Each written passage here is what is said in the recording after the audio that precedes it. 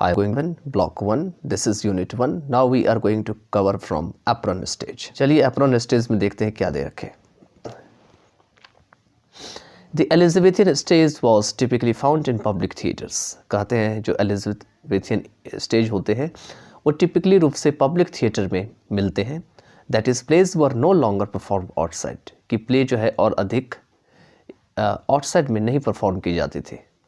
However, it was still open air theatre, लेकिन फिर भी इसे खुले जगह पर भी दिखाया जाता था. From 1580 to 1642, London theatres presented almost every day a number of plays, both old and new, each one a medley of styles. 1580 से लेकर के 16 और 42 तक लंदन के थिएटर्स में लगभग सभी जो रोज़ के काफ़ी संख्या में दोनों जो पुराने और नए हैं वो प्ले जो है वो दिखाए जाते थे, जिसमें कि स्टाइल की एक मेडले होती थी अपनी अपनी. तो इस मेडले का इस्तेमाल किया जाता था. इस मेडले में क्या होते हैं कि बहुत सारी चीज़ों की मिक्सचर करके एक बनाया जाता है और ख़ास करके जो एक कुछ ट्यून्स होती है म्यूज़िक के जिसका इस्तेमाल किया जाता है एक लंबा सा जो है आपको म्यूज़िक बनाने के लिए, तो इसी को मेडली कहा जाता है. Theatres were simple in structure, mostly circular in form. अगर स्ट्रक्चर में देखा जाए बनावट में तो थिएटर सिंपल होते थे और अधिकतर जो थिएटर थे वो वृत्ताकार होते थे या सर्कुलर हुआ करते थे, राउंड शेप में हुआ करते थे, गोल में होते थे. Within was a courtyard open to the sky, जिसके अंदर में कोर्टयार्ड हुआ करते थे जो आसमान की ओर से खुला हुआ करते थे. Surrounded by 2 or 3 tiers of covered galleries, जो कि कवर्ड गैलरीज के हिसाब से 2 या 3 साइड से जो है वो घिरे रहते थे. At one side of the courtyard projected a platform which formed the stage. Courtyard के जो एक साइड है उसमें एक प्लेटफॉर्म बनाई जाती थी जो कि स्टेज बनाती थी. In the centre on either side of the platform 2 pillars supported the ceiling. कहते हैं बीच में प्लेटफॉर्म के दोनों साइड में 2 पिलर होते थे जो सीलिंग को सपोर्ट करते थे. At the back, between 2 doors which served for the entrance and exit of the actors, was another stage overlooked by a gallery with balcony and windows. In front of this rear stage was a movable curtain. और back side की बात करें तो 2 door होते थे जिसमें निकलने और आने का जो एक्टर्स का जो है रास्ता हुआ करते थे, और दूसरी तरफ जो है अनदर स्टेज जो है उसे गैलरी के द्वारा बनाया जाता था, ओवरलुक किया जाता था, जिसमें बैल्कनी होते थे और विंडोज़ हुआ करते थे. इसके पीछे में इन front of this rear stage जो होते थे एक मूवेबल उसमें कर्टन होता था जिसको कि कर्टन को एक जगह से दूसरे जगह तक ले जाया जा सकता था. देयर वर नो विंग्स, कोई विंग्स नहीं हुआ करते थे. ओनली एलिमेंट्री एक्सेसरीज, कोई केवल जो है मुख्य जो एक्सेसरीज है साधन है उसका उपयोग किया जाता था. The front stage served most purposes, सामने का स्टेज काफ़ी काम आता था. On the bare stage the actors performance was all important, और खाली जगह पर में एक्टर्स जो है वहाँ पर परफॉर्मेंस जो है उनका बहुत इंपॉर्टेंट होता था. The most common stage form in Renaissance England was the open stage, which was surrounded by the audience on 3 sides, and there was a still close vicinity between audience and actors. कहते हैं जो common stage की form है renaissance England में वो open stage हुआ करती थी जो कि 3 साइड ऑडियंस के द्वारा घिरी रहती थी, और अभी भी ऑडियंस और एक्टर्स के बीच काफ़ी ज़्यादा नज़दीकी हुआ करती थी. विसिनिटी का मतलब होते हैं पास होना, क्लोज विसिनिटी होना, काफ़ी ज़्यादा पास होना. The vestigial platform was known as the apron and it stood in front of the proscenium arch and accommodated most of the acting. जो वेस्टिजियल फॉर्म होते हैं वो एप्रॉन के नाम से जाने जाते थे और ये प्रोसेनियम के बिल्कुल सामने में हुआ करते थे, प्रोसेनियम आर्क के, और इसमें अधिकतर जो है एक्टिंग की व्यवस्था की जाती थी या एकमोडेट की जाती थी. तो इसमें सबसे पहले हम कुछ वर्ड्स देख लेते हैं. विंग्स हैं सबसे पहले. विंग्स का मीनिंग होते हैं साइड ऑफ द स्टेज, और ये वो साइड होते हैं स्टेज के जहाँ से जो पीपल जो है वो प्ले को नहीं देख सकते हैं, उसी को विंग्स कहा जाता है. इसके बाद जो नेक्स्ट है इसमें आपका वेस्टिजियल है. वेस्टिजियल का मतलब होता है कोई भी चीज़ का बचा हुआ जो छोटा सा हिस्सा होता है उसको वेस्टिजियल कहा जाता है. प्रोसेनियम आर्क जो होते हैं ये फ्रंट ऑफ द स्टेज होते हैं, इसको प्रोसेनियम आर्क कहा जाता है। अब जो नेक्स्ट दे रखे हैं इसमें वो है playwrights wrote long speeches regularly into their plays. जितने भी ड्रामा लिखने वाले या प्ले राइट लिखने वाले हैं वो काफ़ी लंबे लंबे स्पीच लिखा करते थे और वो लगातार अपने प्ले में डाला करते थे।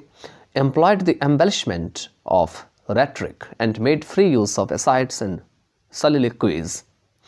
इसमें ये रेट्रिक की सुंदरता को भी लगाया करते थे। एम्बेलिशमेंट मीन्स होते हैं जो काफ़ी ज़्यादा ब्यूटीफुल हो, काफ़ी ज़्यादा देखने में अच्छा लगे, उसको एम्बेलिशमेंट कहा जाता है। और इस रेट्रिक के एम्बेलिशमेंट को जो है वो एम्प्लॉय करते थे और इसमें वो एसाइड्स और soliloquies का भी यूज़ करते थे। अब इसमें जो खास करके रेट्रिक होते हैं ये होते हैं एक राइटिंग की स्किल होती है जो काफ़ी ज़्यादा पावरफुल होती है और ज़्यादा इफ़ेक्टिव होती है, उसी को रेट्रिक कहा जाता है। ये राइटिंग फॉर्म में भी हो सकती है और स्पीकिंग फॉर्म में भी हो सकती है।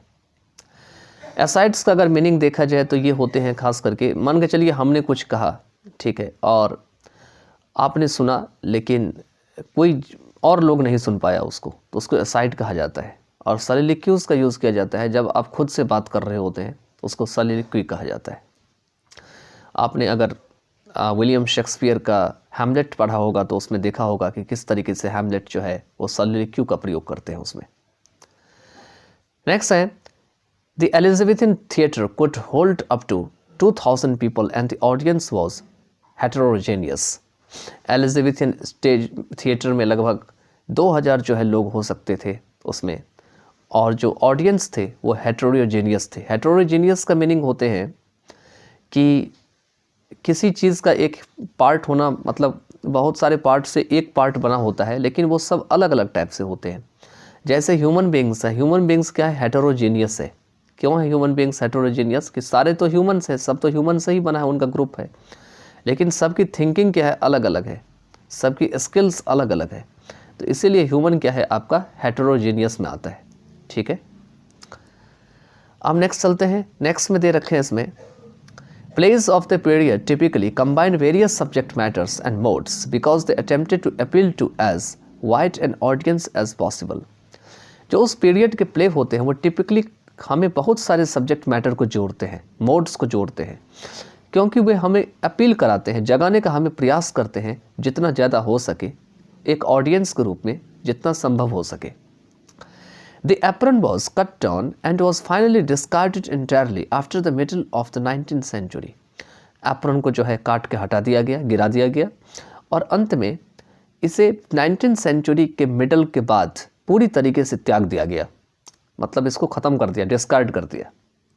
Once the actor played close to the scenery within the setting as became customary, he was disproportionately tall and the painted scenery looked false।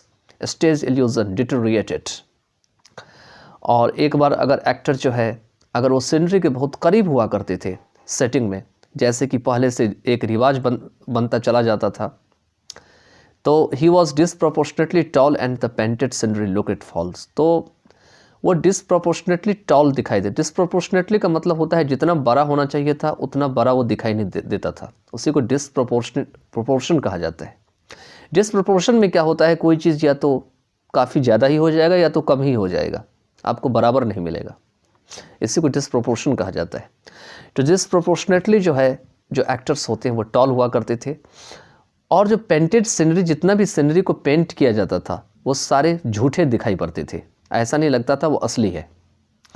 Stage के में जो भ्रम डाली जाती थी, इल्यूज़न डाली जाती थी, वो सारी भ्रम जो है वो ख़राब होती चली गई, गायब होती चली गई। अब नेक्स्ट आते हैं, वो है आपका रेस्टोरेशन स्टेज। एक रेस्टोरेशन पीरियड था इंग्लैंड में, लिटरेचर में बहुत इंपॉर्टेंट पीरियड था, तो उसमें दे रखे हैं आखिर में कि रेस्टोरेशन में स्टेज कैसे होती थी, किस टाइप से जो एक्टर्स और जो प्लेयर्स होते थे अपना अपना रोल प्ले करते थे। तो theatres of the 17th and 18th centuries were considerably smaller than the Elizabethan theatre, held about 500 people, and performances took place in closed rooms with artificial lighting। कहते हैं 17 और 18 सेंचुरी में थिएटर जो है वो कॉन्सिडरेबली या तो छोटा हुआ करते थे, खास करके क्योंकि आपने देखा होगा कि पहले के थिएटर में लगभग 2500 तक लोग बैठ सकते थे, उससे ऊपर भी लोग बैठ सकते थे। लेकिन एलिजाबेथियन थिएटर की तुलना में ये जो है छोटा हुआ करता था, आपका रेस्टोरेशन स्टेज का थिएटर, और इसमें केवल 500 पीपल ही एक साथ बैठ सकते थे अंदर में और प्ले को देख सकते थे। And performances took place in closed rooms with artificial lightning, और जितने भी परफॉर्मेंसेस होते थे वो एक बंद कमरे में हुआ करते थे और इसमें बनावटी लाइट का इस्तेमाल किया जाता था, क्योंकि जो लाइट की आविष्कार हुई थी तो लाइट इतना ज़्यादा प्रचलन में नहीं था, लेकिन फिर भी उस लाइट का प्रयोग जो है यहाँ पे किया जाता था। अब नेक्स्ट अगर इसकी बात करें तो audience was seated in A fully illuminated room. Audience जो है पूरी तरीके से, पूरे जो जगमगाए कमरे थे जिसमें लाइट जलाए जाते थे, उसमें वो पूरी तरीके से बैठा करते थे। The stage was closed in by A decorative frame and the distance between audience and actors was दस एनलार्ज्ड। खास करके स्टेज जो है वो डेकोरेटिव फ्रेम के आसपास हुआ करते थे और ऑडियंस और एक्टर के बीच की जो दूरी है इस तरीके से काफ़ी बढ़ते चले गए। There was no curtain and changes of scene had to take place on stage in front of the audience. कोई कर्टन नहीं था और जो सीन में जो परिवर्तन है उन्हें किया जाना पड़ता था, खास करके ऑडियंस के सामने में, स्टेज पर में ही करना होता था। ये काम कोई इधर उधर नहीं होता था, बल्कि स्टेज पे ही जो होना होता था। The plays presented an idealized, highly stylized image of scenery, characters, language and subject of matter. प्लेज एक अच्छा, काफ़ी उच्च किस्म का stylised image of scenery, characters, language और सब्जेक्ट मैटर को जो है दिखाया करते थे। Emergence of patent theatres and minor play houses is a significant move of the drama in the 17th and 18th century. कहते हैं पेटेंट थिएटर जैसे ही सामने आया, इसका एमरजेंस हुआ और छोटे मोटे जो प्ले हाउस खुलने लगे।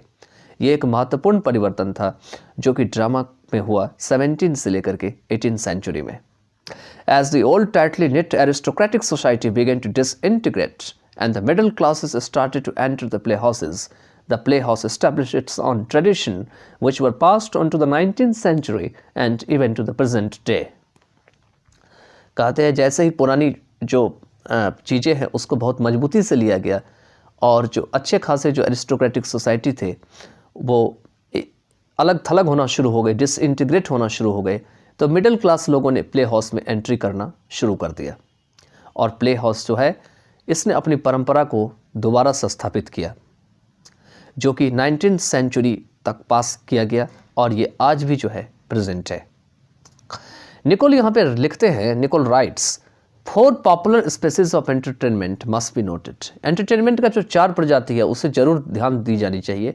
पहला था ऑपरेटिक, दूसरा है स्पेक्टिकुलर, तीसरा है टर्पिस्कोरियन और चौथा है आपका मिमिक।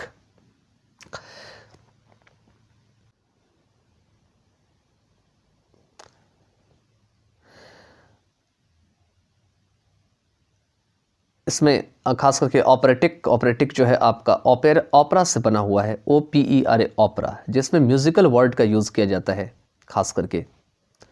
इसके बाद स्पेक्टिकुलर है। स्पेक्टिकुलर जो होते हैं काफ़ी ज़्यादा एक्साइटिंग होती है देखने में, जब आपको किसी चीज़ को देखेंगे तो आपको काफ़ी ज़्यादा वो एक्साइट कर देगा, इसी को स्पेक्टिकुलर कहा जाता है। टर्पिस्कोरियन की अगर बात करें तो टर्पिस्कोरियन के मीनिंग होते हैं जो डांस से संबंधित होते हैं, इसको टर्पिस्कोरियन कहा जाता है। और मिमिक है। मिमिक क्या होता है कि किसी ने कुछ कहा और आपने उसको कॉपी करना, नकल करना चालू कर दिया, तो इसी को मिमिक कहा जाता है। अब नेक्स्ट जो दे रखे हैं इसमें, the man and women liked show, music appeal to them and dances were appreciated. जो मैन और वुमेन थे वो शो को लाइक करते थे, म्यूजिक उनको जगाया करते थे, अपील करते थे और डांसेस की प्रशंसा की जाती थी, इसीलिए दे रखा है dances were appreciated. The ballad opera invented by John Gay exhibited that the tastes lay within the field of extravagant and satirical। जो बैलेड ओपेरा, बैलेड क्या होता है, एक नैरेटिव काइंड की रिदमिक पोएम होती है या कोई आपका कंपोजिशन होता है जिसको गाया जाता है, जिसको बजाया जाता है, इसी को बैलेड कहा जाता है। ओपेरा अभी मैंने जस्ट एक्सप्लेन किया था, इस बैलेट ओपेरा को जॉन गे के द्वारा आविष्कार किया गया था या इन्वेंट किया गया था। और John Gay exhibited that the taste is lay, उन्होंने दिखाया था, एग्जिबिट किया था कि जो ये सारी स्वाद जो थी वो किसके अंदर अब चली गई, तो एक्स्ट्रावेगेंट और सैटिरिकल फील्ड के अंदर चली गई। एक्स्ट्रावेगेंट मतलब इधर उधर की बातों को ज़्यादा जोड़ा गया, और सैटिरिकल हो गया। सैटिरिकल में क्या होते हैं, आप मजाक में किसी का बुराई करते हैं, क्रिटिसाइज करते हैं ताकि उसके अंदर में सुधार हो जाए। आप सीरियस नहीं बोलते हैं किसी को, बल्कि आप ह्यूमरस तरीके से बोलते हैं, तो इसी को सैटिरिकल कहा जाता है। नेक्स्ट जो है आपके वो है प्रोसेनियम स्टेज। इसको प्रोसेनियम स्टेज कहा जाता है। ये 19th और 20th सेंचुरी की है। तो 19वीं सदी में और 20वीं सदी में जो स्टेज है खास करके उसे प्रोसेनियम या पिक्चर फ्रेम स्टेज कहा जाता है। The stage of the 19th and 20th century is called proscenium or picture frame stage because it is shaped in such a way that the audience watches the play as it would regard a picture। क्योंकि इसे इस हिसाब से बनाया जाता था कि audience जब प्ले को देखते थे तो ऐसा मालूम पड़ता था कि ये पिक्चर से मिलता जुलता है। The ramp clearly separates actors and audience. जो रैम्प होते थे वहाँ पर में जोड़ने वाली चीज़ें होती थी, वो एक्टर और ऑडियंस को अलग अलग करते थे। And the curtain underlines the division, और कर्टन जो पर्दे होते थे वो भी इस डिवीज़न को बनाते थे। While the stage is illuminated during the performance, the auditorium remains dark। एक और जब भी परफॉर्मेंस होता था तो स्टेज पे लाइट जला दी जाती थी, लाइट जगमग रहती थी। और दूसरी ओर जिसमें ऑडिटोरियम बैठ के देखते थे, खास करके जो ऑडियंस ऑडिटोरियम में बैठ के देखते थे, वो अंधेरा रहता था। सिनेमा हॉल में भी यही होती थी। सिनेमा हॉल में आज भी है कि जब सिनेमा पर्दा चलता है तो जो पीछे की लाइट होती है बंद कर दी जाती है। तो इसी तरीके से स्टेज पे भी जब स्टेज पे परफॉर्मेंस शुरू होता था तो स्टेज की लाइट को ऑन कर दी जाती थी, और जो दर्शक ऑडिटोरियम में बैठे होते थे उनकी लाइट को बंद कर दी जाती थी। Which also turns the audience into anonymous mass, जो कि ऑडियंस को एनोनिमस मास में कन्वर्ट कर देते थे। एनोनिमस मास का मतलब हुआ पता नहीं चलता था कि कौन कहाँ बैठा हुआ है, कौन सा व्यक्ति है। Since the audience is not disturbed and can fully concentrate, it became easier to create an illusion of real life in plays। क्योंकि ऑडियंस अब डिस्टर्ब नहीं होते हैं और पूरी तरीके से वो प्ले को देख रहे होते हैं, इसलिए बहुत आसान होता है कि असली जीवन की जो कथाएं हैं वो प्ले में भ्रम के रूप में डाल दिया जाए। मतलब जो वास्तविक जीवन है उसको इल्यूजन के फॉर्म में जो है प्ले में दिखाया जाए। सीनरी इज एलैबोरेटेड, कहते हैं यहाँ पर भी जो सीनरी होते हैं वो इलेबोरेट होते हैं, काफ़ी ज़्यादा उसका प्रयोग किया जाता है। एंड ट्रू टू लाइफ, और ये हमारे जीवन से संबंधित जो सही है उसको उसमें उतारा जाता है। More detailed stage props, lightning and sound system are possible due to new technologies. कहते हैं अब इसमें नए नए डिटेल्ड स्टेज प्रॉप्स होते हैं, लाइटनिंग होती है, साउंड सिस्टम होते हैं, वो नई टेक्नोलॉजी के कारण संभव होते हैं। Multiple stages are operative simultaneously, कई सारे स्टेजेस जो है एक साथ जो है वो आपको प्रयोग में होते हैं। The play is not just a drama but moves like a film as it creates the illusion of a story world as it could be in real life. अब एक प्ले जो है ड्रामा के रूप में नहीं रहता है बल्कि एक फिल्म के रूप में चलती है, क्योंकि यह हमारी स्टोरी के इल्यूजन को दिखाती है, बनाती है, जो वर्ल्ड में होती है और जो हमारे रियल लाइफ में हो सकती है। There is a wide range of different types of stage in the present era, alongside the conventional proscenium stage or the modern street theatre। अब यहाँ पर में काफ़ी ज़्यादा डिफरेंट टाइप की स्टेजेस होती है, उसकी संख्या काफ़ी ज़्यादा हो जाती है, वाइड रेंज हो जाती है प्रेजेंट एरा में। और साथ साथ जो कन्वेंशनल प्रोस्नियम स्टेज हैं और मॉडर्न स्ट्रीट थिएटर है वो भी एक साथ सामने आती है। With passing time dramatic power has heightened, artistry refined and situation secularised and universalised. और समय गुजरते हुए समय के साथ साथ जो ड्रामेटिक पावर होती है वो काफ़ी ऊपर उठ जाती है, आर्टिस्ट्री को और अच्छा किया जाता है, और जो सिचुएशन होती है वो सेकुलराइज्ड हो जाती है और आपका यूनिवर्सलाइज हो जाती है। सेकुलराइज का मतलब होता है ऐसे लोग होते हैं जिनके ऊपर में धर्म का कोई बंधन नहीं होता है, कोई मतलब ऊपर से कोई प्रेशर नहीं होता है, उसको सेकुलराइज्ड कहा जाता है। और यूनिवर्सलाइज का मीनिंग हुआ जो पूरी दुनिया में एक तरह का होता है। तो इसके साथ जो है अभी तक हमने इसमें एप्रन स्टेज, रेस्टोरेशन स्टेज और आपके जो इसमें प्रोसेनियम स्टेज है उसके बारे में देखा था। चलिए फिर से मैं एक बार इसको शॉर्ट में जो है कोशिश करता हूँ बताने का।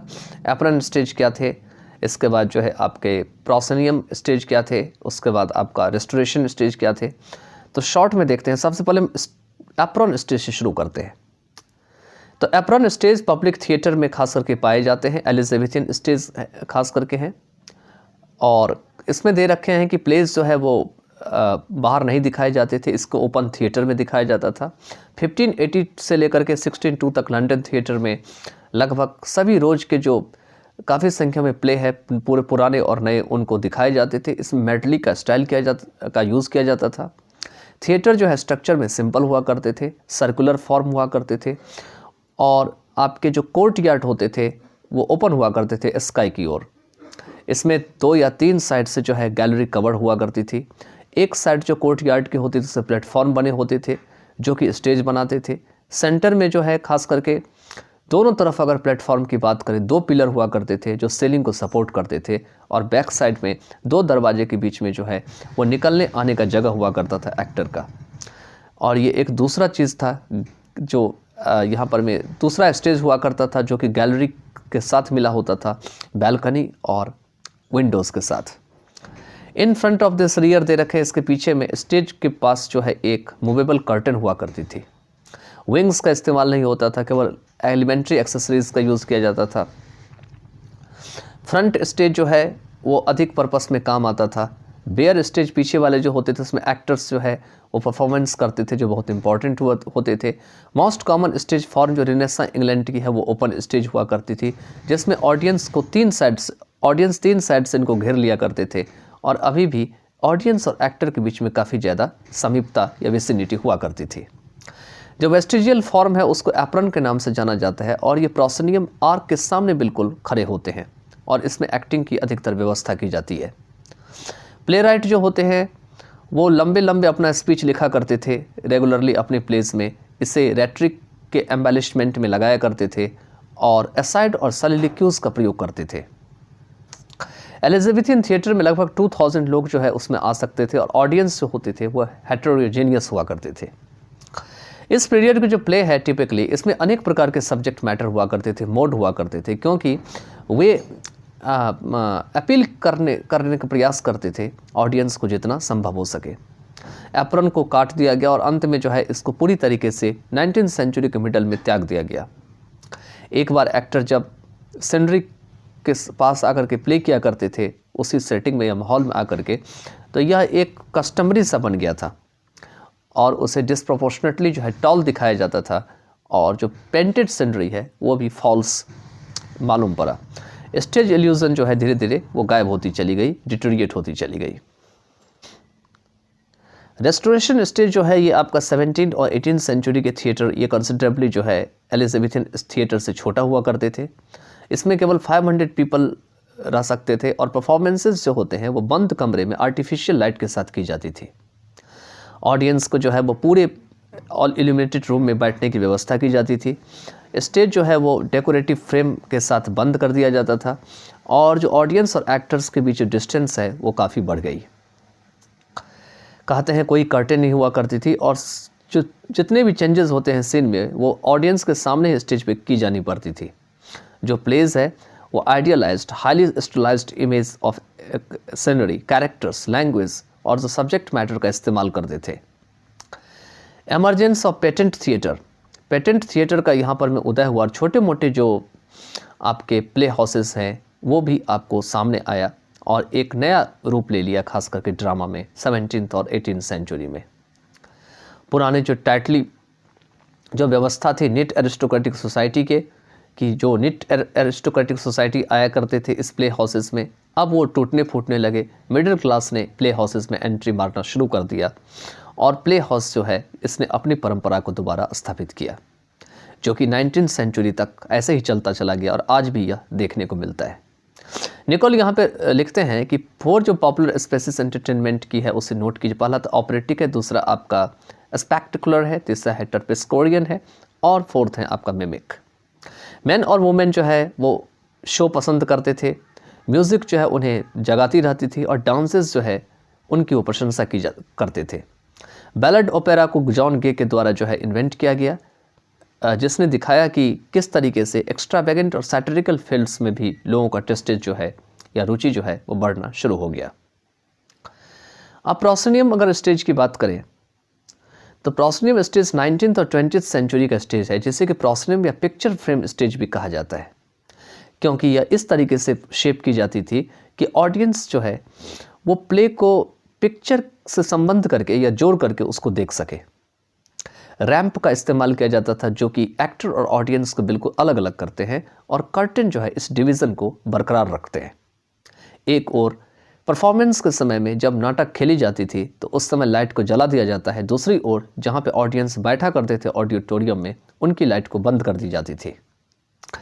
और इससे क्या होता था, जितने भी ऑडियंस होते थे उस मास में बैठे रहते थे ऑडिटोरियम में, पता नहीं चलता था कि कहाँ पे कौन बैठा है, और इस तरीके से सब सिमिलर एक प्रकार के हो जाते थे। क्योंकि ऑडियंस जो है किसी प्रकार से परेशान नहीं होते थे, वो पूरा का पूरा उनका ध्यान प्ले की ओर होता था, इसीलिए जो रोज़ की ज़िंदगी जो होती है, रोज़ की ज़िंदगी में जो इल्यूज़न होती है, उसको प्ले में उतारना आसान हो गया था। सीनरी का इस्तेमाल काफ़ी ज़्यादा किया जाने लगा, और ज़िंदगी में जो सत्य है उसको भी इसमें दिखाया जाने लगा। अधिकतर जो डिटेल्ड स्टेज प्रॉप्स हैं, लाइटनिंग और साउंड सिस्टम है, इसने नई टेक्नोलॉजी के कारण ये संभव हो गया। अनेक प्रकार के जो मल्टीपल स्टेजेस हैं वो ऑपरेटिव हो गए एक साथ। प्ले जो है अब एक ड्रामा ही नहीं रहा, बल्कि एक फिल्म की तरह काम करने लगा, क्योंकि इसने स्टोरी वर्ल्ड की जो इल्यूज़न है उसको भी बनाना शुरू कर दिया, जो कि रियल लाइफ में हो सकते हैं। ये जो काफ़ी वाइड रेंज और डिफरेंट टाइप की जो स्टेजेस हैं प्रेजेंट एरा में, साथ साथ जो कन्वेंशनल प्रोसिनियम स्टेज और मॉडर्न स्टेज थिएटर है, ये भी आपको मिलता हुआ चला गया। और समय जैसे जैसे गुजरता चला गया तो ड्रामेटिक पावर जो है उसने अपनी ऊंचाई पकड़ ली, आर्टिस्ट्री को और अच्छा बेहतर किया गया, और सिचुएशन को सेकुलराइज और यूनिवर्सलाइज किया गया।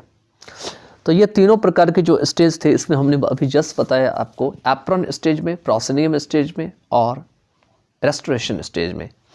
चलिए देखते हैं, लेट अस सम अप में।